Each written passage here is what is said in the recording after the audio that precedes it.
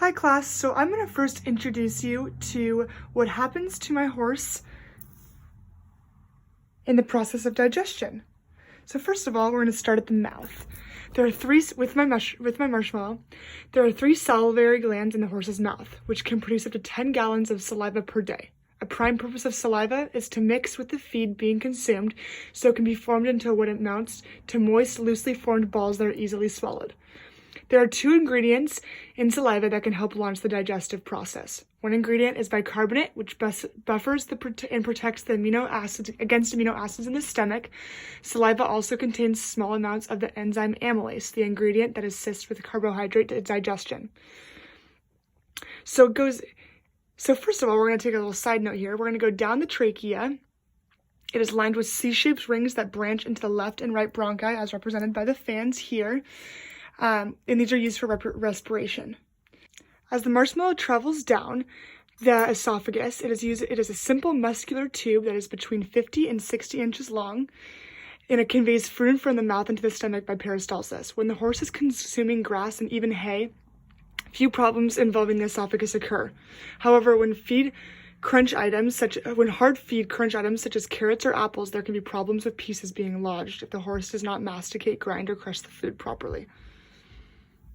Finally, the marshmallow has made it into the stomach, and it actually passes to the stomach quite quickly. And while in the stomach, the food is mixed with pepsin, which is then enzymed, and hydrochloric acid, which these all help break down the solid particles. This is kind of soft, but usually solid.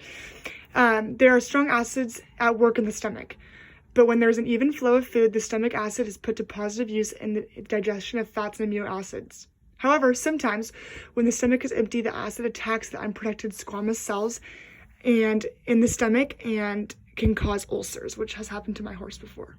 Imagine that this marshmallow is now partially digested as it moves into the small intestine. It's the tube that connects the stomach with the large intestine. On average, it's about 70 feet long, which is huge, and 3 to 4 inches in diameter when distended. It has a capacity of about 12 gallons, and the order of it goes duodenum, jejunum, and ileum, all represented by different colors here. It is the small intestine of the horse that has serious digestive processes take place. The intestine itself secretes enzymes to facilitate the process, but the prime supplier is the pancreas, which provides enzymes that break down fats, starches, and sugars. Okay, so this is my little heart, and I've temporarily added my liver, the shining star of the whole thing, and the pancreas up here to help illustrate this. So pancreatic enzymes help digest the food, while carbohydrates digest sugars and starches, and proteases break down proteins into amino acids. At the same time, lipases and bile from the liver are added to emulsify fats, which makes globules and suspends them as particles in water. Between 30 to 60% of carbohydrate digestion and absorption and almost all amino acid absorption occur in the small intestine. Also, we have vitamin A, D, E, and K that are absorbed in the small intestine, as are some other minerals like calcium and some phosphorus. Next, we have the 5 basic parts of the large intestine. We're almost done here with the digestive tract. This is the cecum. We've got the large intestine, the small intestine, and the rectum and anus represented by toilet paper. The cecum, which is about 4 feet long and 1 foot in diameter, it can hold about 8 to 10 gallons of food and water. It is in the cecum that undigested food from the small intestine, such as hay and grass, is broken down. The cecum and other components of the large intestine contain active populations of bacteria and microbes that break down food through a fermentation process. Food will remain in the cecum for up to 7 hours, allowing the bacteria and the microbes to handle their phase of the digestion process.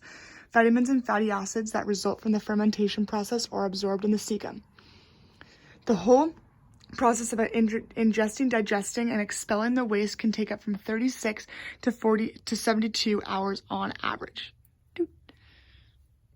Microbial digestion continues in the large colon. A large share of the nutrients that result from microbial digestion are absorbed here are the B group vitamins, along with some minerals and phosphorus. But by the time the food reaches the small colon, nearly all of the nutrients have been digested. Basically, what remains is matter that is not digestible by the horse. The prime function of the small colon is to reclaim excess moisture and return it to the body. In this process, fecal balls are formed, which can be passed through the rectum and expelled out through the anus. All done. The urinary tract includes the kidneys, the ureters, the bladder, and the urethra. They function together to get rid to rid the body of waste products that are created when food is transformed into energy. It also maintains the correct balance of water and electrolytes within the body. Another key function is the production of hormones, which are important in maintaining healthy blood pressure, producing blood cells, and absorbing salt correctly. The heart is located here, and the cardiac muscles pumps the blood throughout the body. The diaphragm, which is I'm going to represent here with the phrenic nerve,